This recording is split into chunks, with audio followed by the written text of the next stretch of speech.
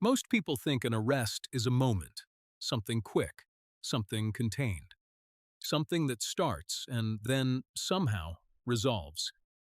It isn't.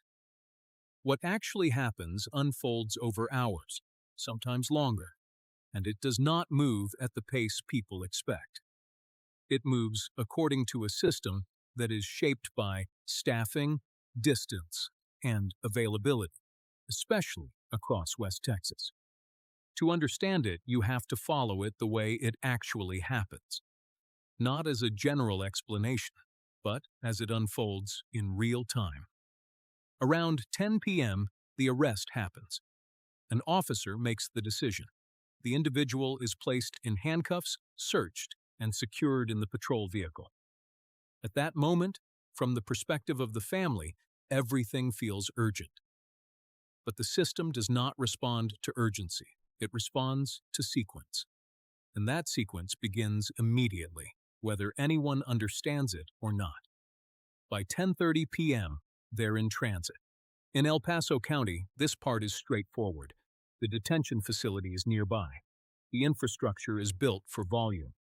Officers move in and out of intake constantly, but that's El Paso. Across West Texas, distance changes everything.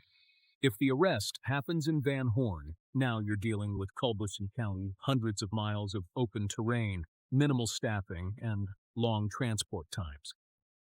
If it happens in Hudspeth County, the drive alone can stretch well beyond what most people would assume is reasonable.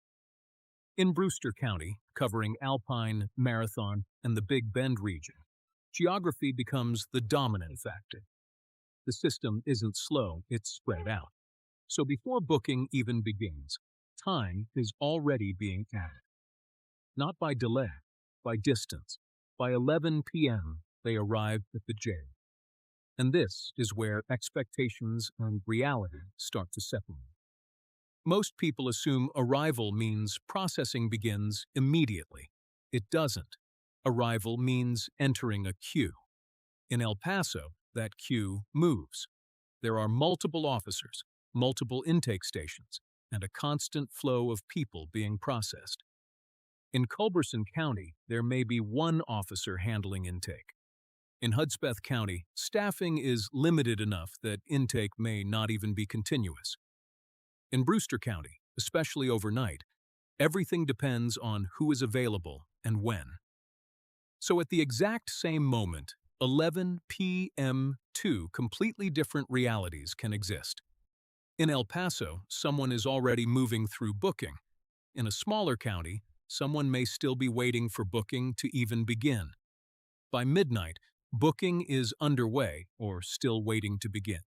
This is the longest and most misunderstood part of the process. It is not one step. It is a chain of steps, each dependent on the one before it. Information is collected: name, date of birth, address, identifying features. Every detail is checked against existing records. If something doesn't match, the process can stall until it's corrected.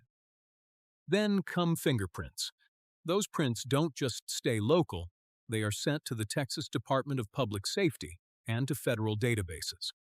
That means waiting for responses outside the jail's control. In El Paso, this delay is often absorbed into a larger system that keeps moving. In Hudspeth or Culberson County, there is no larger system. There is just the process. And the process takes as long as it takes. By 1 a.m., booking may be complete, or it may not be. In El Paso, this is a realistic point where everything has been processed, photo taken, medical screening completed, property log, and secured. In smaller counties, especially if multiple arrests came in or staffing is limited, booking can still be in progress. Same step, different pace. Between 1 a.m. and early morning, everything slows. Not because something is wrong, because the next step depends on a magistrate.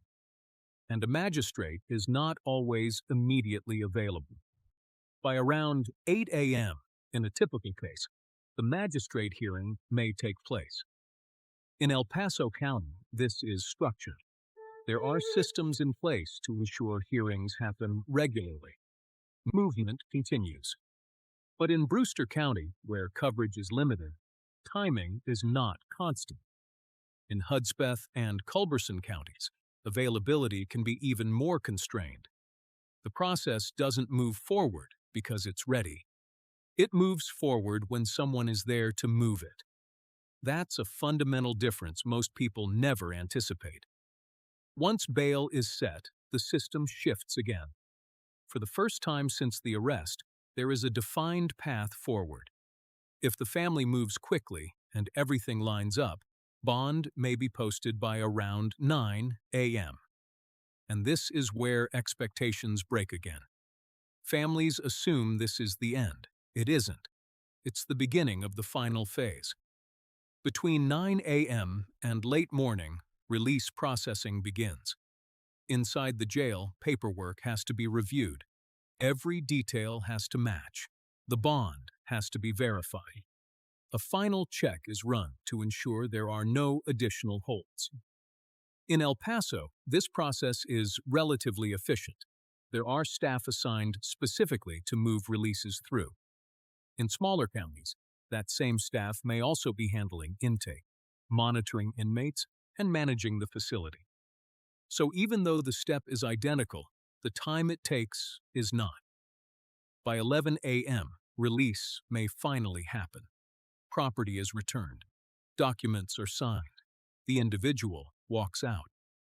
What started the night before, what felt like a single moment, may have now stretched across half a day or more. And that's in a best-case, clean situation inside a well-staffed system.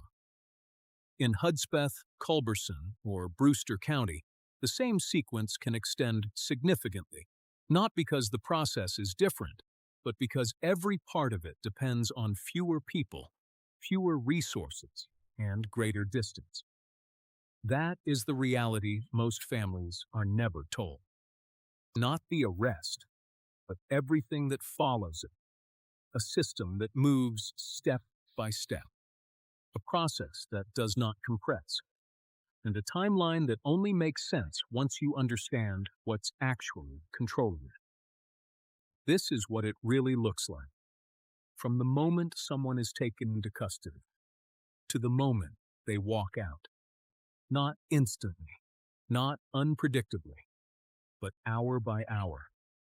If you ever find yourself in this situation, the most important thing you can do is understand the timeline and work with people who understand how to move within it. Freedom Bail Bonds has helped families across El Paso and West Texas for years. When things feel uncertain, we bring clarity to the process and help you move through it as quickly as the system allows. We're here, 24 hours a day, 7 days a week.